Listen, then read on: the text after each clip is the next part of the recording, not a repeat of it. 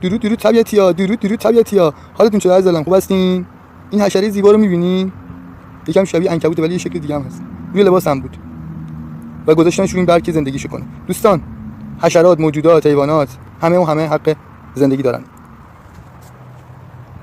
به طبیعت بیشتر توجه کنیم، عشق بدیم بهشون. ما صاحب هیچ موجودی در این طبیعت نیستیم. با من همراه باشید. با هم به طبیعت کائنات عشق میدیم و از زیبایی موجوداتشون لذت میبریم. جمعگیری با شخر رو با هم خواهیم دید.